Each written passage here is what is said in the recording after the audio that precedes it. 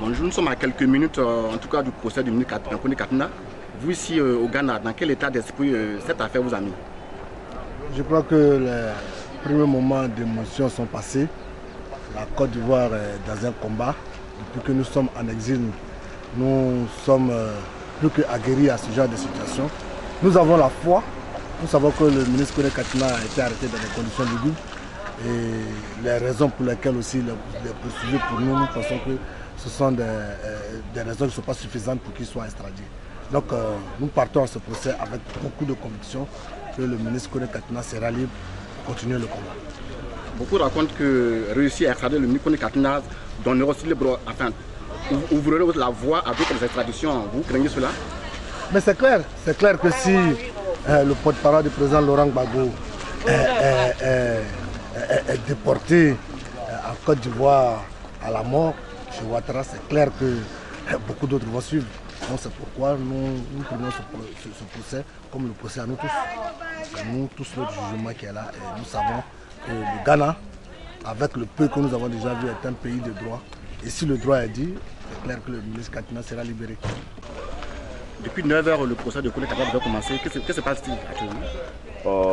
Je suis Idriss Ouattara, le président des Agora et Parlement de Côte d'Ivoire, membre de la Galaxie Patriotique. Donc, je salue donc votre presse, Event News. Nous sommes ici dans le cadre du procès de Kone Katina, un procès qui fait la une de tous les médias depuis plus d'un mois maintenant. Et nous sommes à une autre phase aujourd'hui. Aujourd'hui, le juge a décidé de la jonction des deux procès en un procès. Hein. La semaine, il y a 4 jours.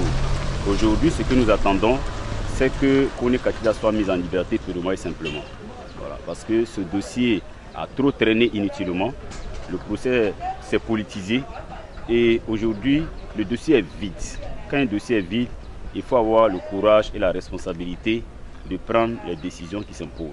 Ce Kone Katina aujourd'hui doit être blanchi et en conséquence être libéré, retrouver sa famille biologique et sa famille politique que nous sommes.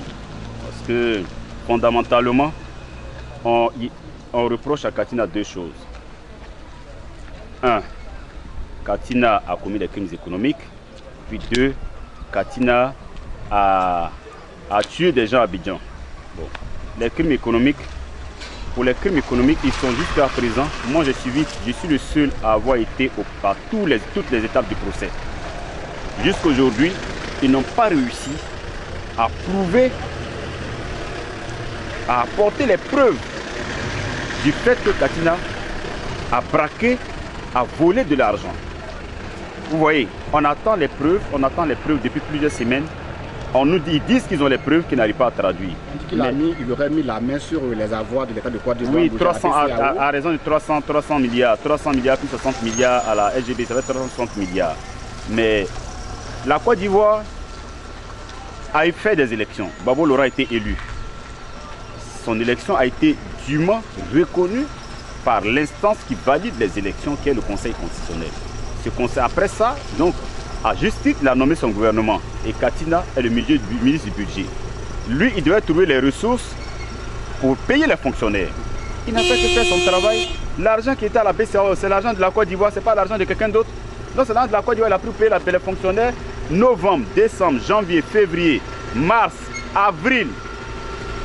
La Côte d'Ivoire a payé les fonctionnaires. L'argent, ça y est, dans les mains des fonctionnaires, ils n'ont qu'à les retirer. Oui, ils n'ont qu'à les retirer. Katina est venu ici dans des conditions difficiles, il vit dans des conditions difficiles, nous tous on sait. Comment on peut traverser, c'est même pas, est-ce que c'est logique même? Comment on peut traverser une frontière avec 300 milliards? Avec combien de coupures? Avec combien de camions? Hein? Quels sont les billets? Et comment, c'était fait 300 milliards, la communauté internationale n'est pas parvenue à retracer ces 300 milliards? Et puis on est ici, on souffre. Peut-être financer la gestion d'un pouvoir illégal. Mais quel pouvoir illégal? À partir du moment où le Conseil constitutionnel dit c'est Gbagbo Laurent qui a gagné les élections, il n'y a plus de débat. Mais la communauté internationale a certifié. Non, la communauté internationale, je suis désolé, ce n'est pas la communauté internationale qui valide les élections en Côte d'Ivoire.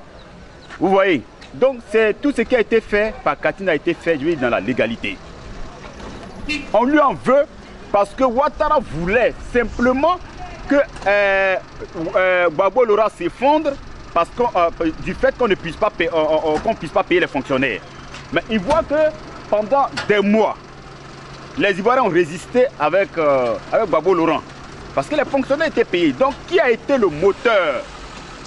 Qui a été l'instrument stratégique du fait qu'on ait pu payer les fonctionnaires? C'est Katina. Il faut le poursuivre. Il faut fabriquer des mensonges contre lui. C'est dans ça qu'on est aujourd'hui. Sinon, quand moi j'accuse quelqu'un, je dis tu as volé 300 milliards pour apporter les preuves, c'est facile. Vous, fondamentalement, ce procès, c'est aussi votre procès certainement. Oui, à travers Katina, bien sûr, c'est le procès de tous les patriotes parce qu'ils bénéficient d'un statut de réfugié. En plus, ici, la loi ghanéenne, la constitution ghanéenne est très claire, il n'extradite pas. Donc, si par extraordinaire, il était bien sûr qu'il était extradé, ça fragiliserait du coup nous tous. Donc c'est notre procès, ce n'est plus le procès de Kone Katina. Donc l'enjeu est de taille. Et c'est pour ça que ce procès mobilise tous les patriotes ivoiriens en exil et dans le monde, mais aussi tous les Ivoiriens. Et puis les démocraties.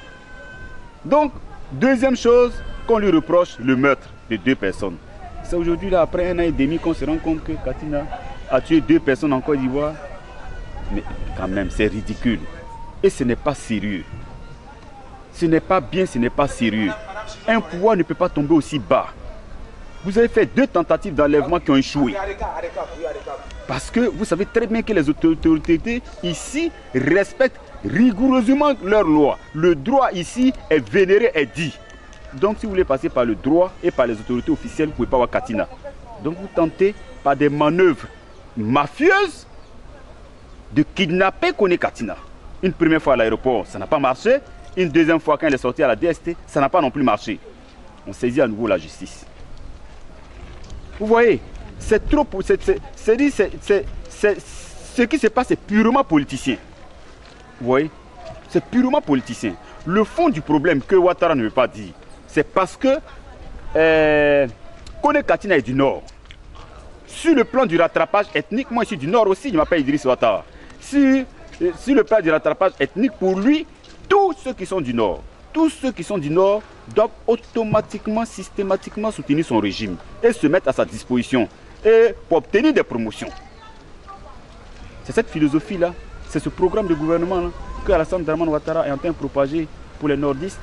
Et Kone Katina dit je ne rentre pas dans ce schéma. Je suis du Nord mais je te combattrai. Je suis du Nord, je suis porte-parole de Gbagbo Laurent. Comment quelqu'un qui est du Nord, c'est celui-là qui est le bourreau de Ouattara, qui a réussi à payer les fonctionnaires pour ne pas que le régime de Gbagbo Laurent s'effondre au moment où c'était chaud, pendant les 4-5 derniers mois. Comment ce même Kone Katina est aujourd'hui le porte-parole de Gbagbo Laurent. C'est lui qui parle, qui donne de la voix. Ouattara ne peut pas accepter que son malheur vienne du Nord. Il ne peut pas accepter que ses difficultés viennent du Nord. Alors Kone Katina est un homme à abattre. Il faut l'attraper, il faut le pourchasser, il faut le traquer. Au besoin même, il faut le tuer. Please. We come to pay, we come to pay.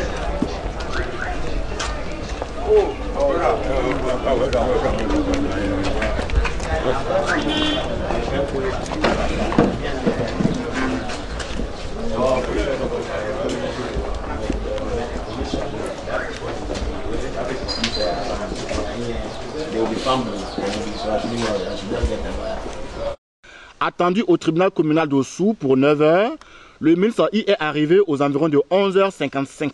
Pour cause, il a fallu transiter par un deuxième tribunal, Accra Metropolitan Assembly, non loin du Kwame Nkrumah Memorium, où la deuxième affaire concernant le crime de sang avait été renvoyée.